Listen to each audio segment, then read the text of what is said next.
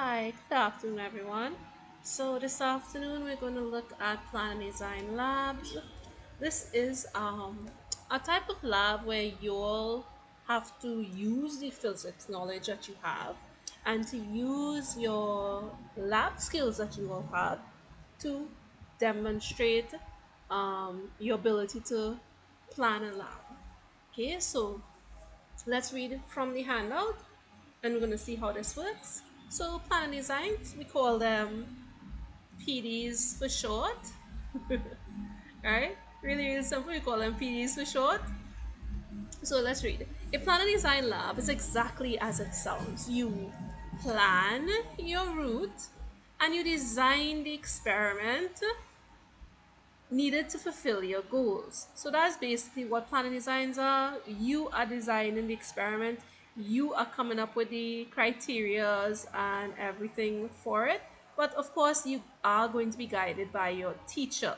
Now, eventually, the amount of guidance you'll need will get less and less once you apply the knowledge that you've learned and that you actually learn something when you're given feedback. So let's continue reading. Sometimes you have to plan the experiment, other times you perform the experiment. Now, there are two types of plan and designs. You'll probably hear me refer to them. We have plan and design experiments, which are PDs, straight plan and design. This is where you just plan the experiment and design it. And then we have PD and E. PDEs are what we call plan, design, execute. Meaning you have executed the lab that you planned, you have done the experiment, basically like any other lab that you've been doing before. So let's continue reading. The layout for planning design, you're going to see some new topics or some new sections here, but we're going to go through it as if you've read the handout. You're going to see that I've explained everything here, so we're going to go through it and see. We have statement is brand new, you've never seen that before. Hypothesis, that's brand new too. Aim, apparatus, diagram, theory again for our CSEC students are not necessary all the time. CAPE students, you all know. Variables, this is something very important in your lab. Variables tie into your method. I know I said that we don't really mark method too well, but we still do have to look at method because you get a chunk of marks from your plan and design lab from looking at your method, because here you are planning your own experiment.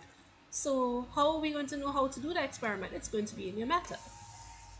We have expected readings. Please note my use of words. Expected means if you do not perform the experiment, you still have to tell me what you expect to happen. Yeah? Alright, think about if you're planning to cook something, you have to tell me what to expect to happen in the pot. You're not going to sit down and watch the pot get black and turn to ashes in front of you. Okay, so expected is what you think will happen using your physics knowledge. That's why we usually wait till you're later down in your physics life. In this case, our form fives.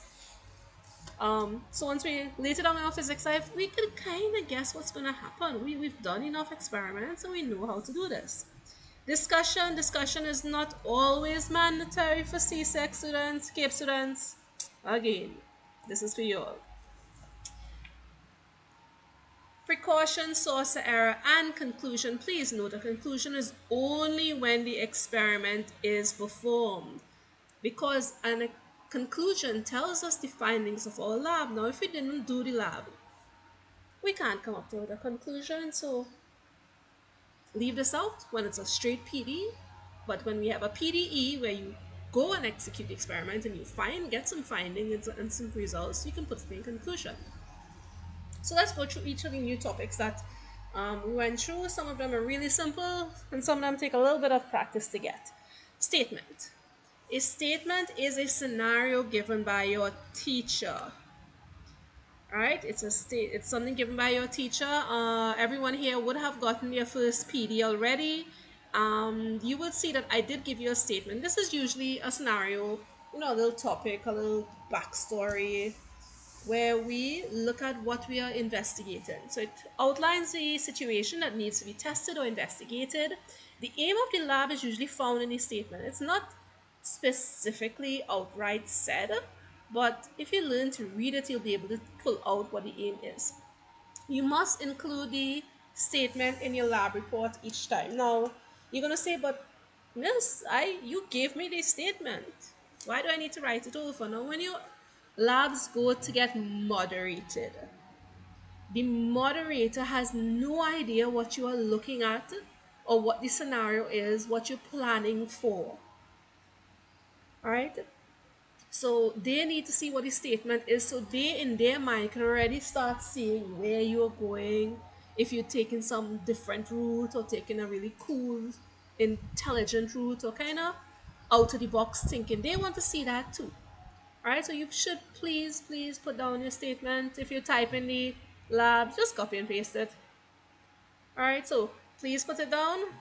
You don't get any marks for it, but it goes into marking the lab. Hypothesis, an extremely important part of your lab. Right? Hypothesis can be up to 1 to 2 marks, right? Depending on how important it is in the lab. So let's read what is the definition for a hypothesis. A hypothesis is um, a supposition or proposed explanation made on the basis of limited evidence as a starting point for further investigation. For your purposes, it's a very simple statement that can be proven as true in the experiment. Usually, a hypothesis can be proven to be true or false, but we're actually doing something in lab that we want to show that it works. So we're looking for a statement that can be proven as being true in the lab. Steps taken in the experiment are meant to prove the hypothesis.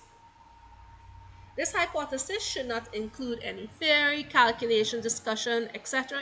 It should be a simple statement. Y'all, I emphasize a very simple statement that directly relates to the lab. At CAPE level, the hypothesis should be developed before or in conjunction with the method. But again, as I said, with practice, you get it better and better. CSEC students, I will actually encourage you all to come up with the hypothesis midway through the lab, because you will actually gather what you're doing and you'll be able to get it. So let's look at an example of how to develop a hypothesis.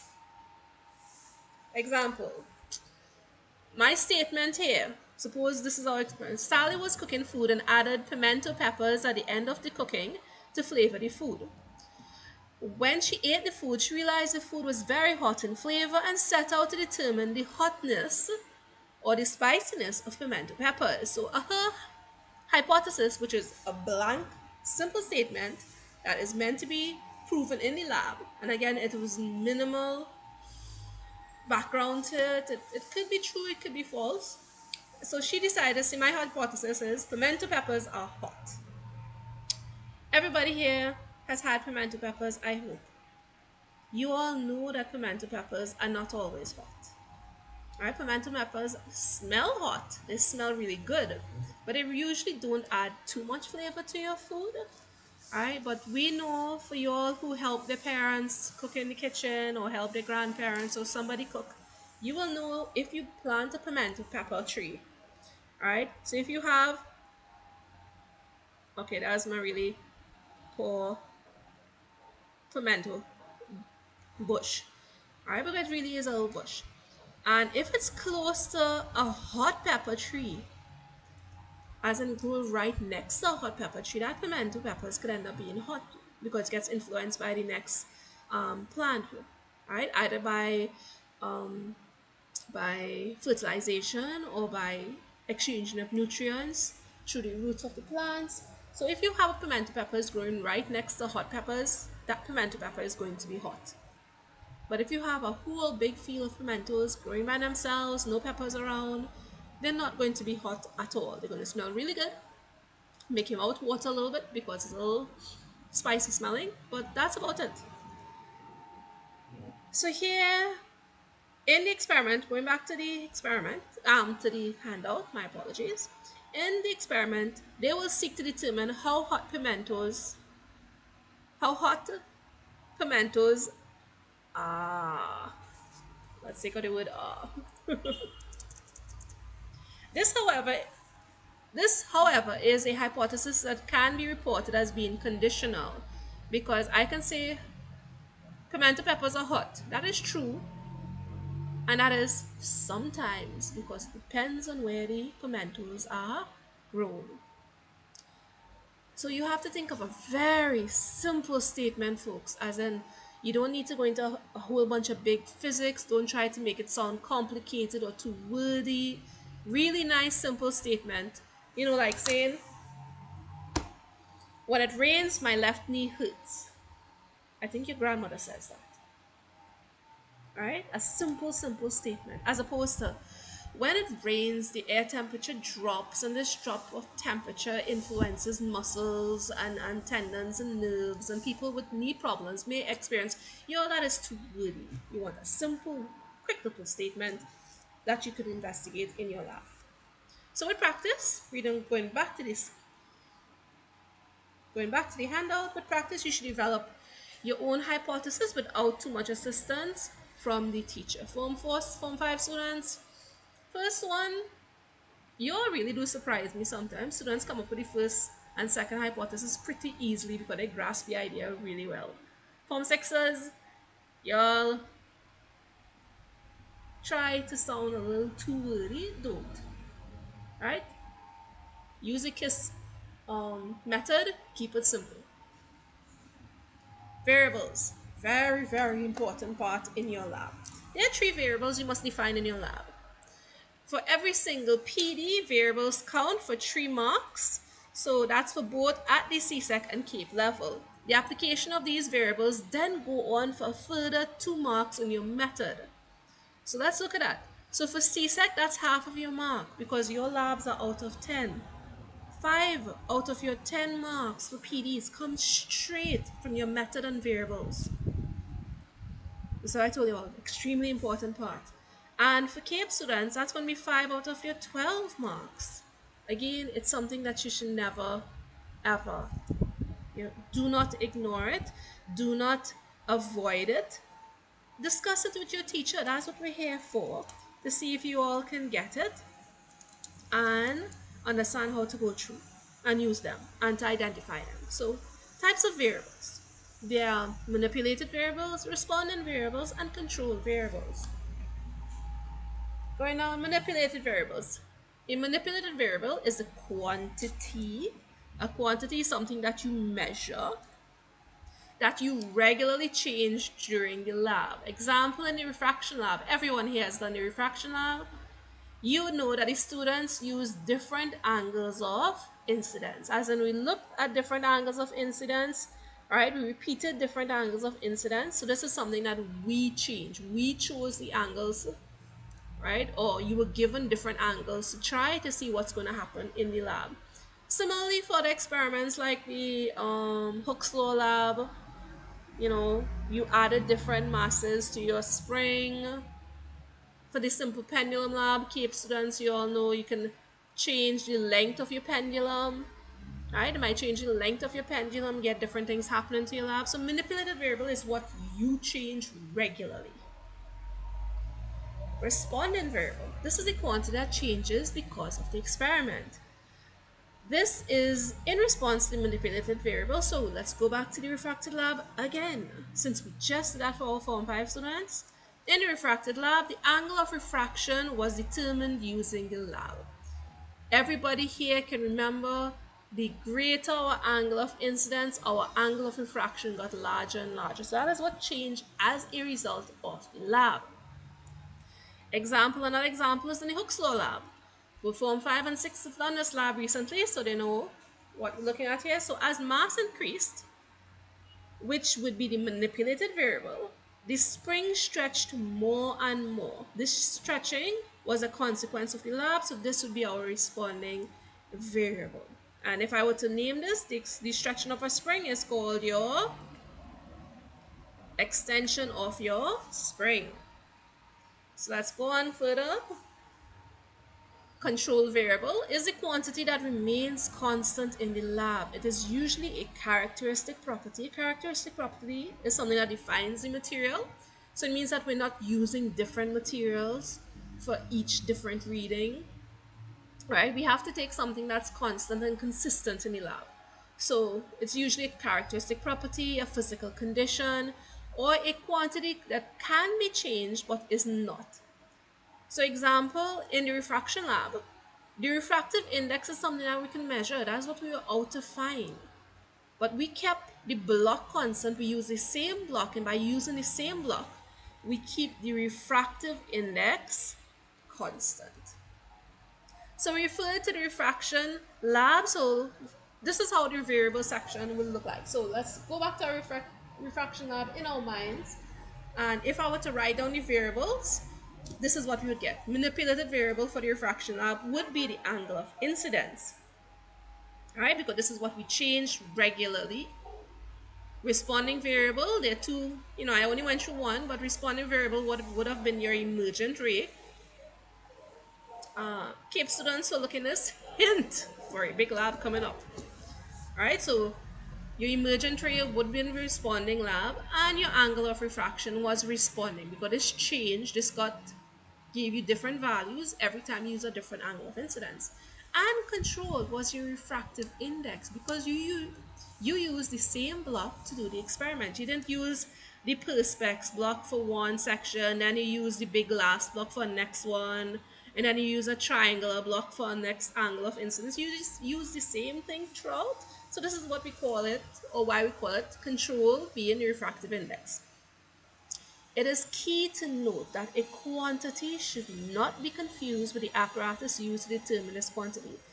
Folks, the amount of students who confuse quantity with apparatus, I know you know what you're thinking about. You're on the right path, but by stating the apparatus, you're not really stating what you're actually measuring.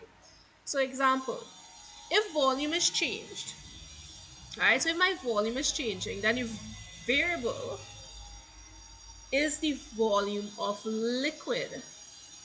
Oh, if you all are hearing a saw in the background, that's my neighbor. Can't do anything about that. So the variable here would be the volume of liquid and not the measuring cylinder. The measuring cylinder is the apparatus used. That is not a variable. That is just my apparatus. If length was being constantly changed, then the manipulated variable would have been the length and not the ruler, because it's not like you changed the ruler. Did you manipulate the ruler? Did you go and get different rulers? No. Right? Do not mix up the apparatus with the quantity that you are measuring. You want what is being measured as your variable. And again, for your first couple of labs, this is why you all are giving me a draft for your first couple of PDs, because I will give you feedback to see if you've talked about it or thought about the right concept. Now, if you're in school, we would discuss this personally, but it's not so difficult in these ones. Let's think about it, read it through, and you'll see if you'll get it. Method. Very important to know the difference in the method for a plan and design. Since you are planning the lab and not reporting on what you did, right? Did is a past tense for do. Right? Plan and design labs must be written. I cannot emphasize this. You get a mark for writing your lab in the right tense. If your lab is not in present tense for planning design lab, you lose a mark. Please note that there should be proper English language, as in proper English language skills must be employed. You must have proper sentence structure for your method. Every single sentence must be properly made and properly constructed.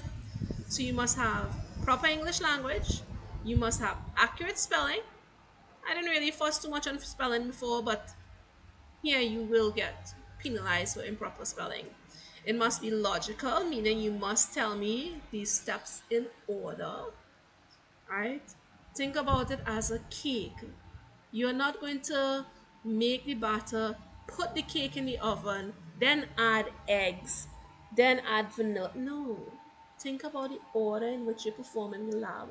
You must be able to put every single step perfectly and in the right order. This is why you do it in scrap, right? And think about what you do in order. Don't put it all over the place because you will lose a mark for logical order. and well detailed. Your labs must be well detailed. If multiple readings must be taken, then you say so. Right? Say that you're going to repeat a reading. Say that you take readings at different values. If readings should be taken at different increments, remember an increment is just different values. Like say the refraction lab, you took angles of incidence at 10, 15, 20, 30, 35, and so forth. You must specify these values. You know what you're going to be doing in the lab, right? You just don't know what the results are going to be, but you can set out when you are taking the readings. You can decide when you are taking these readings. You must be very clear in what readings should be taken. In the method, the teacher must be able to see how the quantity you stated as manipulated was handled, and we must see how the responding variable is measured. This is why I told you 5 marks come from variables, because if you do not highlight your variables properly, we do not know which ones to look for in your method. So they go hand in hand.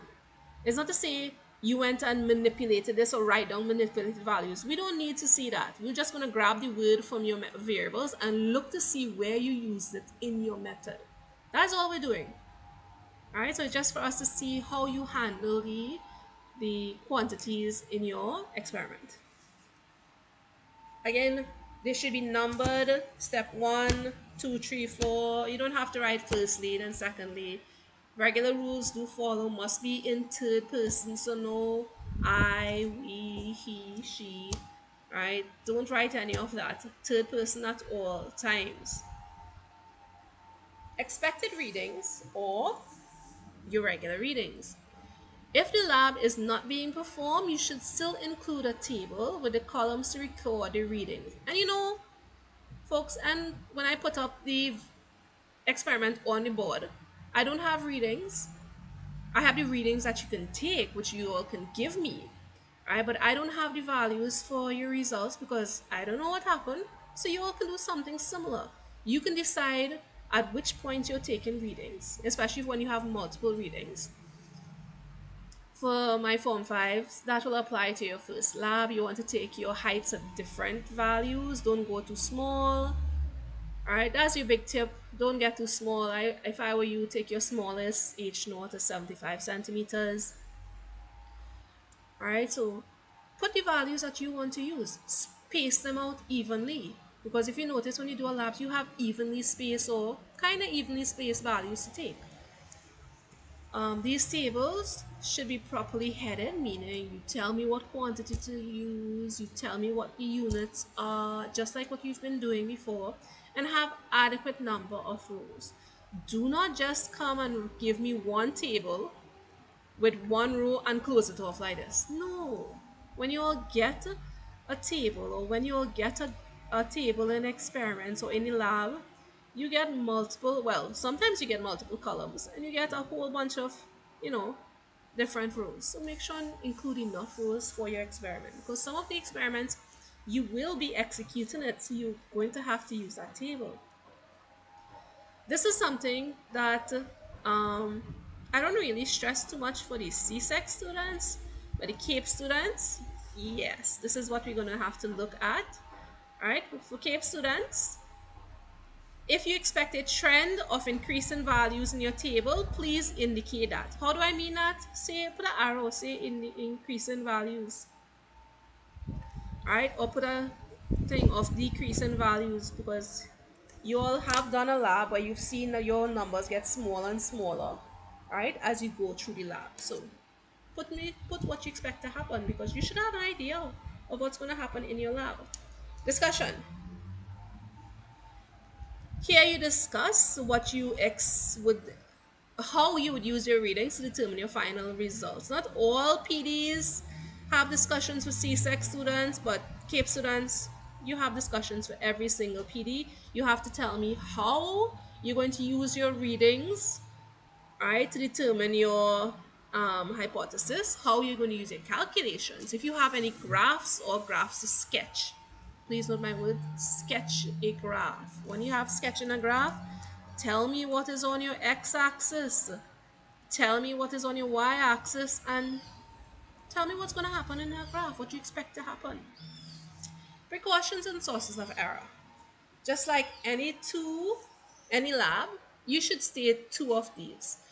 State two precautions that will allow you to properly state two precautions that will properly allow for accurate results. For non-executed labs, you will be asked to determine sources of error.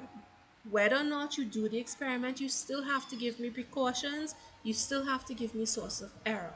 Now, why is that? Let's see why. In life,